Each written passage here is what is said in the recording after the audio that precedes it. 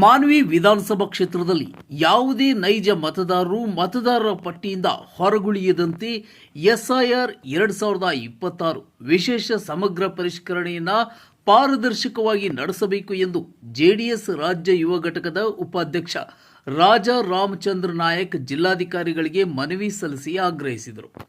ಪಟ್ಟಣದ ವಾಸವಿ ಕಲ್ಯಾಣ ಮಂಟಪದಲ್ಲಿ ತಾಲೂಕಾ ಆಡಳಿತ ವತಿಯಿಂದ ಆಯೋಜಿಸಲಾಗಿದ್ದ ಎಸ್ಐಆರ್ 2026 ಮತದಾರರ ಪಟ್ಟಿಗಳ ವಿಶೇಷ ಸಮಗ್ರ ಪರಿಷ್ಕರಣೆ ಸಭೆಯಲ್ಲಿ ಅವರು ಜಿಲ್ಲಾಧಿಕಾರಿ ಪೂವಿತಾ ಎಸ್ ಅವರಿಗೆ ಮನವಿ ಸಲ್ಲಿಸಿ ಮಾತನಾಡಿದರು.